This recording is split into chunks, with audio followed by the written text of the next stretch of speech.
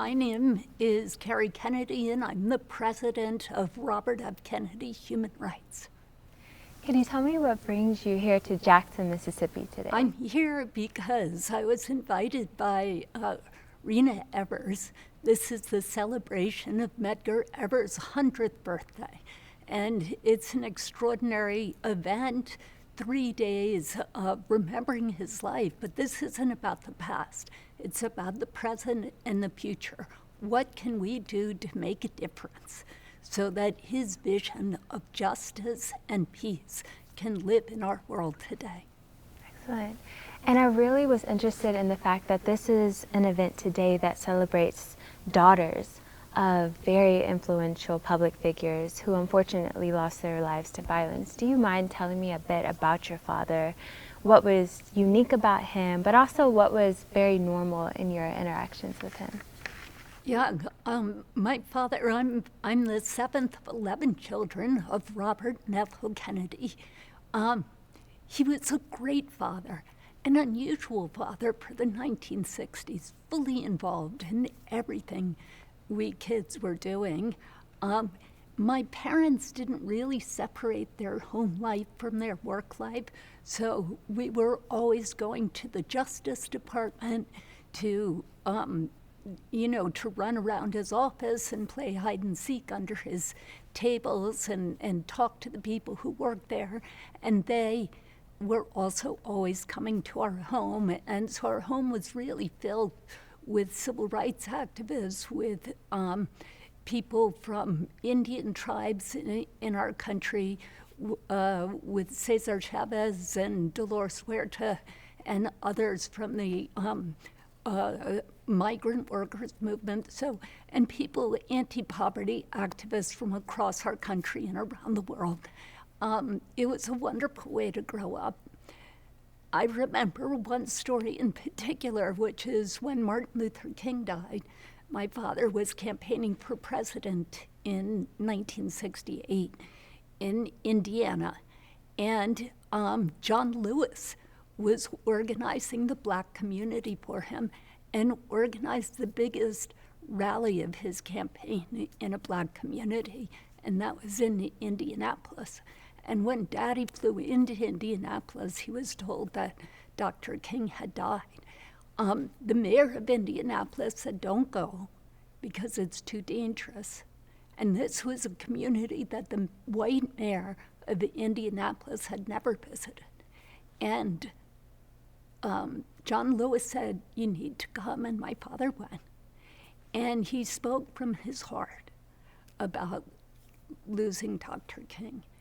And he talked about losing his own brother to violence. And he said, what we need in this country is not violence and lawlessness and anger and rage, but love and justice and a sense of compassion towards those who still suffer.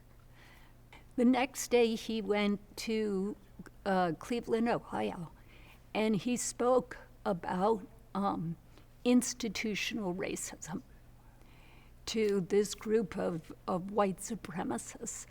Not to white supremacists, but to white city fathers who were saying, now we owe nothing to the Black community because there have been so many riots and so many demonstrations across the country.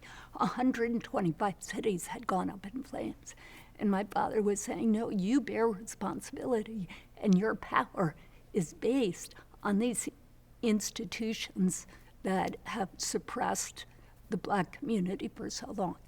And then he flew home to McLean, Virginia, and like I said, you can cut everything else out, and maybe this is the point of the story, but when you walked into our house, on the left was a den, which we called the TV room because it was dominated by a huge TV. And the rule in our house was if you were, whoever turned on the TV first got to choose what channel. But if anyone wanted to watch the news, they could switch it. And so we watched the news a lot as children. And so we were watching the news, And my father came down the stairs, and he was dressed to play with us because he had canceled all his campaign events. And they were showing Washington, D.C. going up in flames. And then Daddy turned around and left. And he came back a few minutes later in a suit, and he walked out the door. And so we were then all still watching the TV. And 10 minutes later, there he was in the middle of the riot, in the middle of the flames, trying to quell it. And it was so important to me, that image. You'll never hear about this in a history book. But he wasn't going to sit there and watch on TV and rub his hands. And he wasn't going to just pontificate. He went into the flames. And that's what we need in our country right now. Our country is in flames. We need to not sit and watch TV. We need to get out there and try and stop this and try and quell the anger and the rage and the flames that are going up. The flames of injustice, the flames of anti-Black violence, the flames of rage against immigrants. We have to stop it.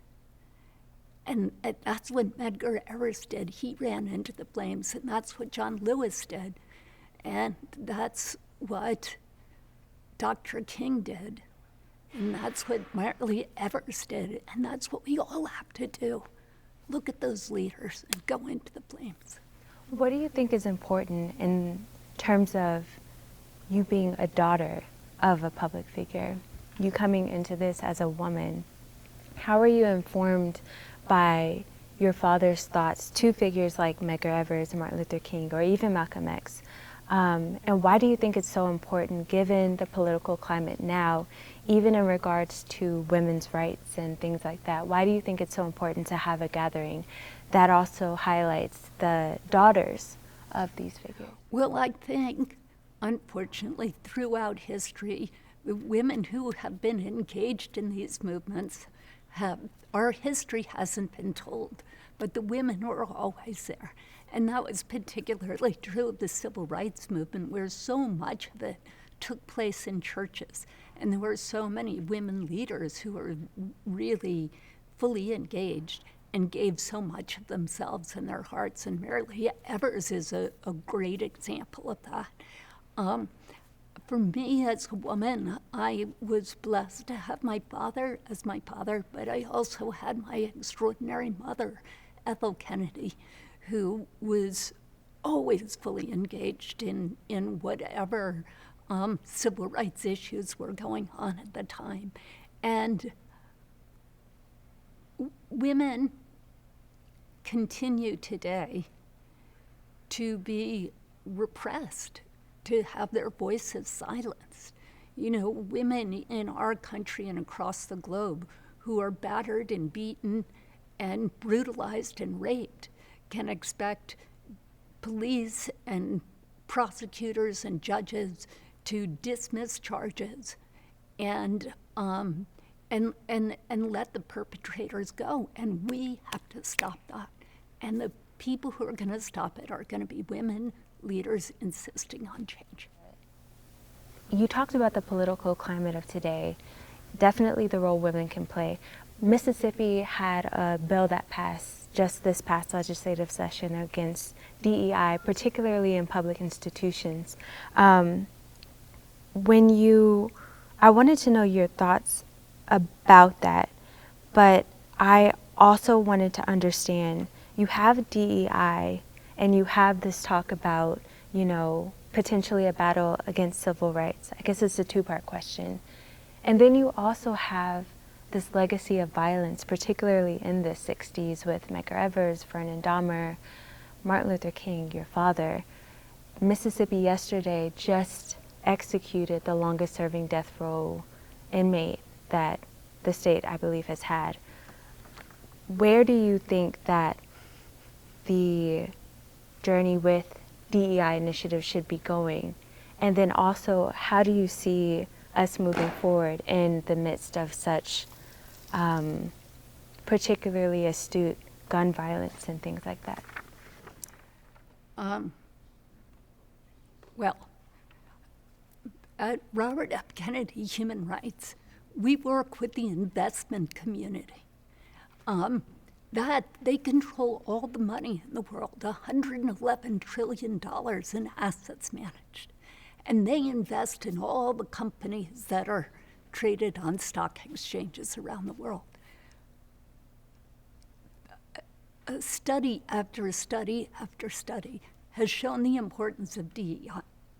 You need to have diversity. You need to have women at the table.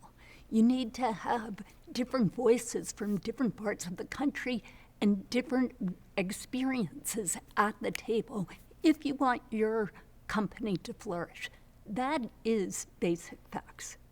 Now, if I were to come to you and say, I would like to invest all of your money, and you'd say, okay, Kerry, are you going to look into the environmental hazards of the company you're investing in? And I say, no, we don't do any of that woke stuff.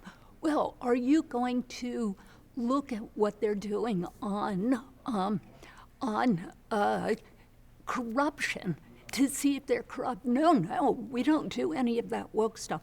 Well, are you going to look into how they treat children on the supply chain? Do they have children as slaves? No, that would be woke. You're going to say, then I'm not going to give you my money because those are all clear risks for this company. So it is insanity not to look at DEI. That's the DEI piece. Do you mind if I interject with just a follow-up on the DEI? Because you helped celebrate James Meredith's birthday last night, and he had a very challenging, complicated history integrating the University of Mississippi. And then also in the legacy of your father, that's a very challenging story to have to understand, and also to try to parse through and comprehend. A lot of the arguments against DEI talk about the fact that it puts people in a position to confront what could be uncomfortable historical narratives. What are your thoughts along that, in that sense, especially with the idea of moving things forward? I'm